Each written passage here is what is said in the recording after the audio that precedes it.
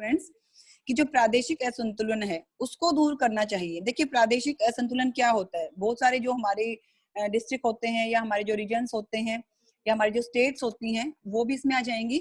क्या वो एक जैसी हैं? अगर मैं कहूँ कि क्या बिहार और हरियाणा, क्या उनका स्टेटस जो है वो इक्वल है? या मैं ये कहती हूँ कि भाई जो दिल्ली है, ठीक है, जो दिल्ली है या उस यूपी का एक जैसा स्टेटस है?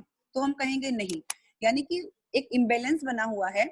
वो कैसे बना हुआ है? किसी राज्य के पास अधिक पैसा है, रिसोर्सेज ज्यादा हैं। अब जिस राज्य के पास या जिस स्टेट के पास रिसोर्सेज ज्यादा हैं वहां पे वो फैसिलिटी वो भी बेटर है, यानी वहां पे पढ़ा लिखा समाज है तो वो अपने बच्चों को भी क्या करेगा, प्रमोट करता है और आगे बढ़ने के लिए प्रेरित करता है और कहीं ना कहीं उन्हें शिक्षित करवाता है।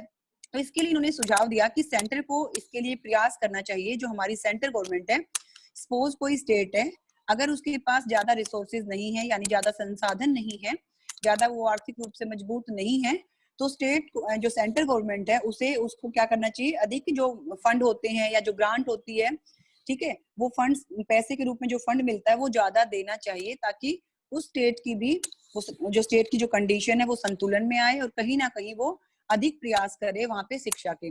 दूसरी बात, अगर हम रूरल और अर्बन उसमें देखते हैं स्टेटस पे कि जो रूरल मतलब जो आपके ग्रामीण क्षेत्र है वहां पे क्या मिलता है, वहां पे स्टेटस आपको पिछड़ा हुआ मिलेगा। अगर आप रोहतक की बात करो, रोहतक में जो लड़कियां हैं उनकी शिक्षा या आसपास के जो गांव हैं वहां पे अगर आप लड़कियों की शिक्षा में देखोगे तो आपको काफी डिफरेंस मिलेगा, जमीन आसमान का अंतर मिलेगा, ठीक है। या जो हमारे जो पिछड़े क्षेत्र हैं, ठीक, तो हम इसका जो कंक्लूड करके इन्होंने यही कहा, जो राष्ट्रीय शिक्षा नीति 1986 थी, कि भाई इस प्रकार से केंद्र सरकार को अधिक पैसा देना चाहिए और सभी प्रदेशों को यानी कि सभी स्टेट्स को बैलेंस में लाना चाहिए, संतुलन में लाना चाहिए ताकि सभी को क्या मिल सके, इक्वल अपॉर्चुनिटीज मिल सके और वो शिक्षित हो सके। नेक्स्ट उन्होंने कहा कि भाई जो एजुकेशन है वो होनी चाहिए पिछड़े वर्गों के लिए।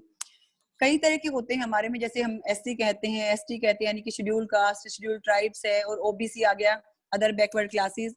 ये क्या होते हैं कि इनकी आर्थिक और सामाजिक स्थिति ज्यादा बेहतर नहीं होती है और कहीं ना कहीं असर पड़ता है कि वो अपने बच्चों को अच्छे से नहीं पढ़ा पाते हैं और खास तौर पर लड़कियों को मतलब वो सारी सुख सुविधाएं नहीं दे पाते हैं जिसकी वो हकदार हैं। तो इस चीज को मतलब इस कमी को पूरा करने के लिए भी ये जो पॉलिसी है, इन्होंने कहा कि भी जो राष्ट्रीय शिक्षा नीति है उसमें खास तौर पर, विशेष तौर पर जो शेड्यूल कास्ट है, शेड्यूल ट्राइब्स एंड ओबीसी है, उनके लिए तेजी से उनके मतलब उनके शिक्षा स्तर को या उनकी सामाजिक आर्थिक स्थिति को बेहतर करने के लिए प्रयास करने चाहिए। एक और सुझाव ये देते हैं, विकलांगों की शिक्षा, एजुकेशन फॉर हैंडीकैप्ड या मेंटली डिसेबल्ड पर्सन हम कह सकते हैं। देखिए जैसे हाथ की पांचों उंगली बराबर नहीं होती हैं, ठीक इसी प्रकार से अगर आप समाज में नजर घुमाते हैं, दौड़ाते हैं, तो आपको सभी एक जैसे नहीं मिलते हैं। अगर हम मानसिक रूप से भी बात करें तो कोई बच्चे बहुत इंटेलिजेंट होते हैं, कोई आपका एवरेज होता है, कोई बहुत ही कमजोर होते हैं, और उनसे भी नीचे कौन से आ जाते हैं, जो मानसिक रूप से असशक्त हैं, यानी कि जो एबल नहीं है, ठीक है, वो समझने सोचने की शक्ति उनमें उतनी नहीं है जितनी की साधारण और बच्चों में होती है। विकलांग बच्चे जो शारीरिक रूप से मतलब किसी के हाथ में, पैर में, आंख में, कहीं पर भी दिक्कत हो सकती है, तो ये जो बच्चे होते हैं, चाहे वो विकलांग हैं, चाहे वो मानसिक रूप से सशक्त हैं, पहली बात तो बच्चों की क्या होता है कि वो उनका जो सेल्फ कॉन्फिडेंस होता है ना वो अपने आप ही कम हो जाता है, यानी कि मतलब एक हीनता की भावना जो होती है वो उनके अंदर आ जाती है कि भी हम सामान्य बच्चों जैसे क्यों नहीं है। और जो बच्चे होते हैं वो उस एज में उनको टीज करना शुरू कर देते हैं, इवन मतलब क्योंकि उनमें इतनी समझ नहीं है और कहीं ना कहीं वो अपने आप को असुरक्षित महसूस करते हैं और पढ़ना नहीं चाहते हैं या फिर नॉर्मल जो हमारे स्कूल्स हैं उनमें जाना नहीं चाहते हैं। तो जो ये हीनता की भावना है, एक असुरक्षा की भावना है, ये बहुत बड़ी समस्या है। तो इसके लिए जो हमारी 1986 की जो पॉलिसी आई, इन्होंने स्पेशल इस चीज के सजेशन दिया, रिकमेंडेशन दी कि जो विकलांग बच्चे हैं उनके लिए विशेष सुविधाओं की व्यवस्था होनी चाहिए ताकि वो आराम से शिक्षा प्राप्त कर सके और अपने आप को हीन या कमजोर ना समझे और समाज की जो मुख्य धारा है उससे कहीं ना कहीं वो छूट ना जाए। उसके बाद आ जाती है अल्पसंख्यकों की शिक्षा। समाज में एक वर्ग बहुसंख्यक होता है और दूसरे को जिसको हम कहते हैं अल्पसंख्यक, जिसे हम माइनॉरिटीज भी कह सकते हैं, यानी जो संख्या में ज्यादा है वो बहुसंख्यक हो गया और जो संख्या में कम है वो हो गया अल्पसंख्यक। अक्सर हम समाज में देखते हैं, किसी भी समाज में, कि बहुसंख्यक जो व्यक्ति होते हैं वो अल्पसंख्यकों के साथ अच्छा व्यवहार नहीं करते हैं, यानी कि कहीं ना कहीं एक पार्शियलिटी, एक भेदभाव वाली चीज आ जाती है। तो जैसे में हमारे मौलिक अधिकार हैं, फंडामेंटल जो राइट्स हैं, उसमें भी ये चीज क्लियर कर रखी है कि जो अल्पसंख्यक हैं वो अपनी शिक्षा को प्रोटेक्ट कर सकते हैं, अपनी शिक्षण संस्थाएं खोल सकते हैं, सिर्फ इसलिए ताकि उनका एक्सप्लॉयटेशन ना हो, उनका शोषण ना हो बहुसंख्यकों के द्वारा। तो इस पॉलिसी में भी ये बात क्लियर कर दी गई कि जो अल्पसंख्यक लोग हैं उनको शिक्षा की ओर से समानता और सामाजिक न्याय, इस तरह के दोनों प्रावधान मिलने चाहिए ताकि उनका विकास भी वैसे ही हो जैसे कि बहुसंख्यक या अन्य व्यक्तियों का हो रहा है। अगर मैं एक और पॉइंट की बात करूं, एक और सजेशन की बात करूं जो नेशनल पॉलिसी ऑफ एजुकेशन के द्वारा दिया गया 1986 में, कि शिक्षा की दृष्टि से अन्य क्षेत्रों को का भी मतलब जो प्रावधान है वो होना चाहिए। वो कैसा कि जैसे कई क्या होते हैं बड़े ही मरुस्थल या दूर दराज के इलाके होते हैं जिसे हम रिमोट एरियाज भी कह देते हैं, और जो ग्रामीण क्षेत्र हैं, जो इस तरह के जो क्षेत्र हैं उसमें उन्हें विशेष सावधान रखना होना चाहिए, या हम कहें कि विशेष जो पॉलिसी है उसको इम्प्लीमेंट करना चाहिए, या इस तरह की सुविधाएं देनी चाहिए ताकि जो चीज उनके पास नहीं है, मान लीजिए कोई पहाड़ी इलाका है आपका, वहां पे सारी फैसिलिटीज नहीं है, ठीक है, तो सरकार को उनकी तरफ भी फोकस करना चाहिए, वहां पर बिना सुविधाओं के कोई बच्चा, चाहे लड़का है चाहे लड़की है, वो शिक्षा से वंचित ना रह जाए। इतना सबको समझ में आ गया स्टूडेंट्स? आवाज आ रही है आपको? Am I audible? Yes ma'am. ठीक है, ओके बेटा, आगे करते थोड़ा सा। इसी चीज को कंटिन्यू करते हुए एक और पॉलिसी आई, यानी कि हम संशोधित रूप कह सकते हैं कि जो संशोधित राष्ट्रीय शिक्षा नीति थी वो 1992 में आई।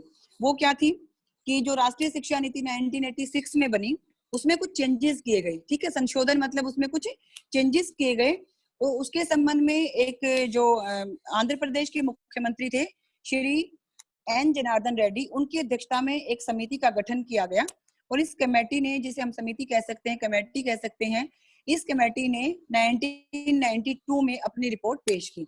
यानी कि उसी का एक थोड़ा सा बदला हुआ रूप है किसका, जो हमारी नेशनल पॉलिसी थी 1986, उसमें कुछ चेंज किए गए, और वो चेंजेस क्या थे वो इस प्रकार से हैं।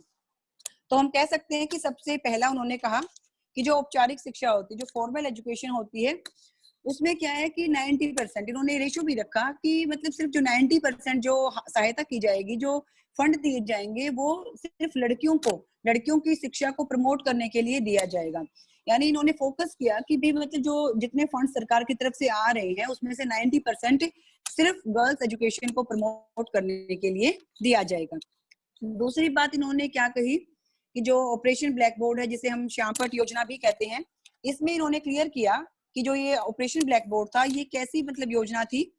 इसके अंतर्गत केंद्र सरकार के द्वारा, यानी कि सेंटर के द्वारा, जो प्राइमरी स्कूल थे, जो 5वीं तक के स्कूल हैं, उसमें जो बेसिक रिक्वायरमेंट्स है, यानी कि जो न्यूनतम सुविधाएं हैं, उनको उपलब्ध करवाना बेहद आवश्यक है। तो ये हम कह सकते हैं कि केंद्र सरकार के द्वारा प्राथमिक स्कूलों में न्यूनतम सुविधाओं को उपलब्ध कराना जो ऑपरेशन ब्लैक बोर्ड था, इसका मुख्य उद्देश्य था। जैसे आप देखते हैं आज भी कितने सारे गवर्नमेंट स्कूल हमें भी देखने को मिलते हैं, वो हर स्टेट में हो सकते हैं, जहाँ पे मतलब जो बेसिक रिक्वायरमेंट है वो पूरी नहीं होती। कहीं पर तो जैसे बैठने की व्यवस्था ही नहीं होती है, कहीं पे क्या होता है स्ट्रेंथ ज्यादा है बच्चों की लेकिन रूम्स ही नहीं है, मतलब कमरे ही नहीं बने हुए हैं, कहीं पर पानी की समस्या है, पानी ही नहीं है, कहीं पर वॉशरूम्स नहीं है। तो ये सारी चीजें, तो इन्होंने कहा कि भी एटलीस्ट जो प्राइमरी लेवल है, जो प्राथमिक शिक्षा है, वहां पर तो ये सारी फैसिलिटीज होनी चाहिए, चाहे सिटिंग अरेंजमेंट है आपका, चाहे आपका वॉशरूम है, चाहे आपका मतलब वाटर अरेंजमेंट है, पानी पीने की सुविधा है, चाहे कमरों के बैठने की है, तो ये सारी की सारी सुविधाएं होनी चाहिए। स्टूडेंट्स अगर बीच में लीव हो जाती है तो एक बार ज्वाइन कर लेना, क्योंकि ये टॉपिक थोड़ा सा बचा हुआ है, हम इसको कंप्लीट करेंगे आज। एक बात और इन्होंने कही, जो ऑपरेशन ब्लैक बोर्ड है, इसमें इन्होंने एक प्रावधान रखा कि भविष्य में, यानी कि इन फ्यूचर जितनी भी अपॉइंटमेंट्स होंगी, जितनी भी नियुक्तियां होंगी अध्यापकों की, उनमें से कम 50%, 50% महिलाओं के लिए आरक्षित कर देनी चाहिए। ठीक है, ये जो आरक्षित की गई कि जितने भी टीचर्स लगेंगे, यानी टीचर्स की अपॉइंटमेंट होगी, उनकी नियुक्ति होगी इन फ्यूचर भविष्य में, तो उस चीज में विमेन एजुकेशन को, यानी कि उसको प्रमोट करने के लिए क्या किया, जो रिजर्वेशन कर दी गई 50% महिलाओं के लिए सीट्स। एक बात और इन्होंने कही, अगर हम थर्ड पॉइंट की बात करें, पूर्ण साक्षरता अभियान, टोटल लिटरेसी कैंपेन। पूर्ण क्या होता है, जिसे हम कहते हैं 100%, अगर बिल्कुल हम सिंपल भाषा में बात करें। तो इन्होंने कहा कि भी जो ये पॉलिसी थी, जो संशोधित पॉलिसी थी 1992 की, तो इन्होंने अपना मुख्य उद्देश्य रखा कि भी 100% एजुकेशन होनी चाहिए, जो लिटरेसी रेट है हमारा वो 100% हो जाना चाहिए। हमें इसके ऊपर फोकस करना चाहिए, सेंटर को भी और सभी स्टेट्स को भी। और इसमें फोकस करते हुए इन्होंने मुख्य केंद्र के रूप में, यानी कि जो मेन पॉइंट था उसमें महिलाओं को लिया, स्त्रियों को लिया, लड़कियों को लिया, और इन्होंने यही कहा कि भी एटलीस्ट 60% रेशियो रखा इन्होंने 60% कि महिलाओं की 60% से ज्यादा होनी चाहिए। क्योंकि आप सबको पता है, जो हमने फर्स्ट यूनिट में भी किया, कि जो जेंडर इक्वलिटी उसमें लड़कों की अपेक्षा लड़कियों का जो साक्षरता दर है, जो लिटरेसी रेट है, वो काफी कम है। तो इन्होंने दो चीजें इसमें कही, एक तो टोटल 100% लिटरेसी होनी चाहिए, दूसरी महिलाओं को ज्यादा शिक्षित करने पर बल देना चाहिए। उसके बाद एक बात और कहते हैं कि जो स्कूल्स हैं, यानी कि जो विद्यालय हैं, उसमें 33%, कि कई स्कूल ऐसे हैं जहाँ पे रेशियो बहुत ही कम है लड़कियों का। तो इन्होंने एक ये रिकमेंडेशन दी, यानी कि कंडीशन रख दी कि हर स्कूल में एटलीस्ट 1/3, जिसे हम 33% कह सकते हैं, कि 33% जो रजिस्ट्रेशन होगा स्कूलों में वो लड़कियों का होना ही चाहिए। इसके लिए चाहे हमें कितने भी प्रयास क्यों ना करने पड़े। हम प्रयास किस रूप से कर सकते हैं? प्रयास बहुत तरीके से हो सकते हैं। जैसे आप गवर्नमेंट स्कूल से भी बहुत सारे बच्चे आए होंगे, या प्राइवेट से भी आप आए हो, तो हम देखते हैं जब भी नया सेशन शुरू होता है तो टीचर्स गांव में जाते हैं, सर्वे करते हैं और ये पता लगाते हैं कि कौन बच्चा स्कूल में जा रहा है इस एज का और कौन नहीं जा रहा है। जो बच्चे नहीं जा रहे हैं उसके पेरेंट्स को समझाते हैं, यानी कि अवेयरनेस जो कैंपेन होता है वो चलाया जाता है, जो जागरूकता अभियान है वो चलाया जाता है। उसके साथ ही बहुत सारी उनको फैसिलिटीज दी जाती हैं, ताकि उन फैसिलिटीज को प्राप्त करने के लिए, या जैसे मिड डे मील दिया जाता है, उनको स्टेशनरी की सारी चीजें फ्री में दी जाती हैं। ये क्यों दी जाती है? ताकि वो कम से कम मोटिवेट हो और वो शिक्षा प्राप्त कर सके और अपना रजिस्ट्रेशन करवा लें। तो लड़कियों की जो शिक्षा है उसको एटलीस्ट 33% यानी कि 1/3 करने की उन्होंने बात कही। एक और लास्ट पॉइंट, कि जो लड़कियों की शिक्षा है, यानी कि जो गर्ल्स एजुकेशन है, उसको फ्री ऑफ कॉस्ट निःशुल्क प्रबंधन होना चाहिए। और जो नवोदय स्कूल हम देखते हैं आज के दिन, या सेंट्रल जो स्कूल होते हैं, जिसे हम केंद्रीय विद्यालय भी कहते हैं, उन्होंने यही कहा कि ये स्कूल ज्यादा से ज्यादा खुलने चाहिए और यहाँ पर लड़कियों को बिना किसी मतलब पैसे के, यानी कि ना उनकी फीस लगेगी ना उनका रहने का लगेगा, उनको मतलब फ्री ऑफ कॉस्ट, ठीक है। तो निःशुल्क उनका प्रबंध इन स्कूलों में, चाहे वो नवोदय विद्यालय है चाहे वो केंद्रीय विद्यालय, इनमें कर देना चाहिए। और लास्ट में इन्होंने इस कार्यक्रम का जो ये आपकी जो नेशनल पॉलिसी थी, जो एजुकेशन पॉलिसी थी 1992, इसमें दो बातें इन्होंने कंक्लूड करके कह दी, यानी कि उसका कंक्लूजन निकाल के बोल दिया, निष्कर्ष, कि लिंग समानता की जानकारी देना और उसकी समानता के प्रयास करना। ठीक है, कि पहले हमें ये डाटा निकालना पड़ेगा कि भी जो जेंडर इनइक्वालिटी है वो कितने मतलब परसेंटेज की है, और फिर उसके लिए क्या करना है, आपको समानता के लिए प्रयास करने हैं। यानी कि पहले आपको देखना है कि किस किस क्षेत्र में कितने प्रतिशत या किस रूप में हमें जो एक लिंग असमानता है वो है, और फिर उसको समानता के परिवेश में लाने के लिए या उसको समान बनाने के लिए प्रयास करना है। दूसरी बात, कि महिलाओं को, लड़कियों को या स्त्रियों को किसी भी सूरत में राष्ट्रीय और अंतर्राष्ट्रीय, ठीक है, यानी कि नेशनल लेवल पे और इंटरनेशनल लेवल पे उन्हें प्रमोट करना है, उन्हें प्रोत्साहित करना है, मोटिवेट करना है, ताकि उनका विकास हो सके।